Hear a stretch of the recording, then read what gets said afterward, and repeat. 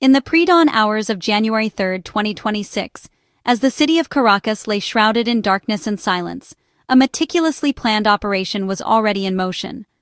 Most residents were still asleep, unaware that history was about to be rewritten before sunrise. The world awoke to news that seemed straight out of a political thriller, an event so dramatic and unexpected that it instantly dominated global headlines. Televisions flickered with urgent updates, and social media erupted with speculation and disbelief.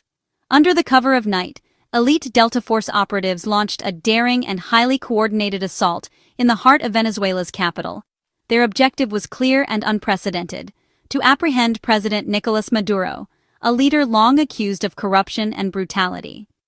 Simultaneously, precision airstrikes targeted key military installations across Caracas, sowing confusion and panic among government forces. The thunder of explosions echoed through the city, providing crucial cover for the main assault on the presidential residence. Moving with speed and efficiency, special forces stormed the heavily guarded home. In a matter of minutes, they overpowered Maduro's elite security detail, capturing both the president and his wife, Cilia Flores, in a stunning display of tactical prowess. The couple was swiftly extracted from the scene, whisked away by helicopter under the first light of dawn. They were transferred to a waiting U.S. naval vessel stationed in the Caribbean, far from Venezuelan shores and the reach of loyalist forces. From there, a secure prisoner transport plane carried them to New York City, where a convoy of armored vehicles awaited their arrival. Security was tight, and the world watched as the high-profile detainees were transferred under heavy guard at JFK Airport. The Trump administration moved quickly to shape the narrative, insisting that this was a law enforcement operation targeting international crime, not an act of war or regime change. Attorney General Pam Bondi stood before the press, detailing a sweeping list of indictments against Maduro and his inner circle, including charges of narco-terrorism, money laundering, and weapons trafficking. Secretary of State Marco Rubio went further, branding Maduro as the head of a vast criminal cartel that had for years destabilized the region and threatened U.S. interests. The world was left reeling. This bold and controversial move sent shockwaves through international institutions, igniting fierce debate about sovereignty, the limits of U.S. power, and the future of Venezuela itself. Supporters of the raid quickly compared it to the 1989 U.S. invasion of Panama and the capture of Manuel Noriega. They argued this was a justified sequel, removing a corrupt drug-trafficking despot threatening American interests. The administration used the Noriega precedent to legitimize the operation, claiming America has a right to prosecute foreign leaders who harm the U.S. But legal experts and historians soon challenged this analogy. Noriega was a military dictator, not an elected president, and his capture followed a full-scale invasion. Critics argued the comparison was dangerously simplistic, ignoring crucial differences in legitimacy and context. The debate shifted from Maduro's crimes to whether the U.S. had the right to unilaterally abduct a sitting president, setting a risky precedent. The Noriega precedent unravels under scrutiny. Noriega was Panama's unelected military strongman, ruling from the shadows with no real legitimacy. His capture came after a massive invasion and a 10-day standoff at the Vatican embassy. He surrendered. He wasn't abducted. Noriega's legal status as a prisoner of war was hotly debated, and his trial in the U.S. was far from straightforward. The operation targeted a general who had lost power, not a sitting president. Comparing this to the commando raid that seized Maduro is a profound distortion. The differences in political status, method of capture, and context are not minor. They define the legality and impact of each event. The Noriega case was controversial, but the Maduro abduction is unprecedented. Maduro's case is fundamentally different. Despite allegations of fraud, he was the internationally recognized president, commanding Venezuela's institutions. His abduction was not the removal of a dictator hiding in defeat, but the decapitation of a sovereign government. Delta Force's raid bypassed all diplomatic and legal norms, forcibly extracting a head of state from his home. Most of the world views this as a clear violation of the UN Charter and an act of war. Unlike Panama, there was no invasion or collapse, just a targeted strike to create a power vacuum. This sets a dangerous precedent. If the U.S. can abduct a president, what stops other powers from doing the same? The operation threatens the principle of sovereign immunity, destabilizing the international order. The operation, launched without notifying Congress, sparked bipartisan outrage in Washington. Lawmakers accused the president of bypassing constitutional war powers and abusing executive authority. Democrats called it an illegal war. Some Republicans joined in, questioning the legality and wisdom of the raid. Critics asked why similar action wasn't taken against drug cartels in Mexico, if stopping drugs was the goal. Senior Democrats warned the move set a precedent adversaries could exploit, endangering U.S. interests. The administration's claim that this was a law enforcement action, not war, was widely rejected.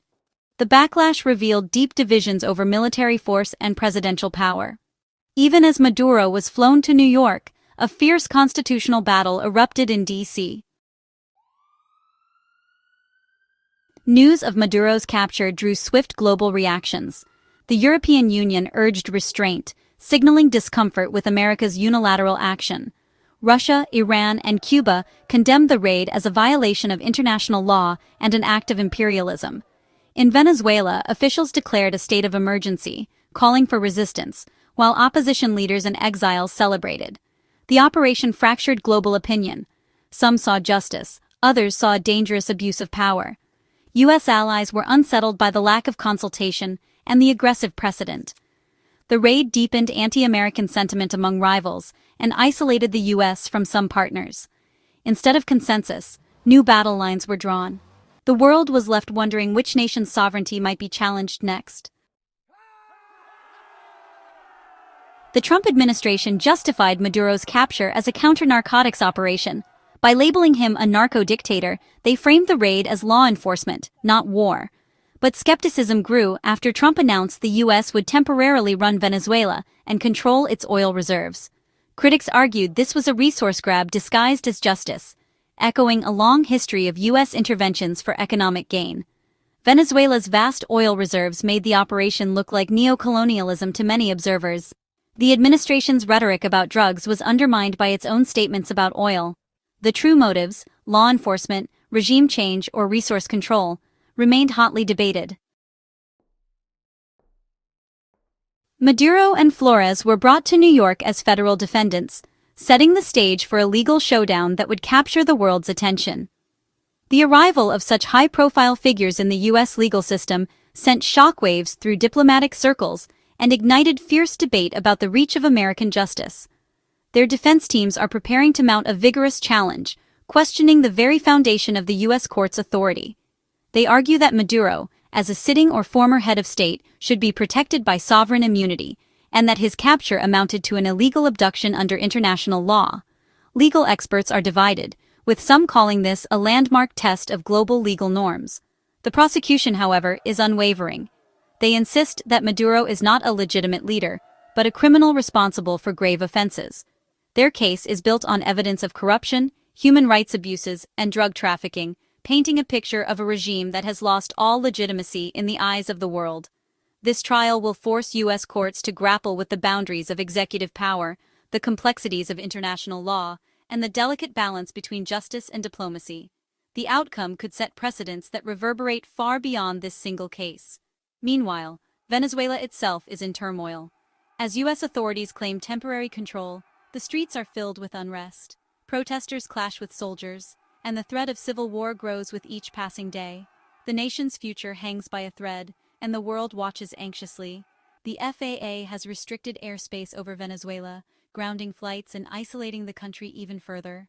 Airports are in chaos, and the uncertainty has paralyzed travel and trade, deepening the crisis for ordinary Venezuelans. International condemnation is mounting. The United Nations Security Council is under pressure to convene an emergency session as diplomats scramble to respond to the escalating crisis. Outside, protesters demand action and accountability. The operation has fractured alliances, pushing some nations to distance themselves from the U.S., while adversaries seize the moment to advance their own agendas. Caracas remains engulfed in chaos, with burning barricades and a population desperate for stability. The legal and diplomatic battles that lie ahead will not only determine the fate of those on trial, but could also reshape the rules of international engagement for years to come. The world's eyes are fixed on the outcome. the future of Venezuela, and the very principles that govern international relations now hang in the balance, as history is written in real time. The capture of Nicolás Maduro marks a radical break from international norms, sending shockwaves through diplomatic circles and raising urgent questions about the future of global governance. For decades, the principle of sovereignty has been the bedrock of international relations, protecting leaders from foreign prosecution while in office. By abducting a sitting president, the United States has signaled that its indictments and legal processes can now override the long-standing shield of sovereign immunity. This is not just a legal maneuver, it's a bold assertion of power that challenges the very framework of how nations interact and resolve disputes. Some have drawn comparisons to the capture of Manuel Noriega, but the analogy falls short. Noriega surrendered after a military invasion. Maduro's case is different, a sitting elected leader forcibly removed from power, with no war declared, no formal process, just a sudden act of force. The precedent is clear and deeply unsettling. Powerful nations may now feel emboldened to justify cross-border abductions of foreign leaders, eroding the boundaries that have kept international conflict in check for generations. This act undermines the global order, replacing the rule of law with the rule of might. International institutions, already struggling to maintain authority, now face a crisis of legitimacy, as the world watches to see if any rules remain unbreakable. America's move hands, rivals like China and Russia, a ready-made excuse for their own future aggressions. If the world's most powerful democracy can act unilaterally, what's to stop others from following suit, citing this moment as justification? The world now faces a new era of uncertainty, where the rules of sovereignty are fragile and the old guarantees of safety and order are slipping away. Diplomats and citizens alike are left to wonder, what protections remain, and who decides the limits of power? The story is no longer just about Maduro. It's about the moment a superpower rewrote the rules for everyone, redrawing the boundaries of what is possible and what is permissible in the international arena. What kind of world will emerge from this precedent remains to be seen. The consequences will echo for years, shaping the choices of nations and the fate of leaders across the globe.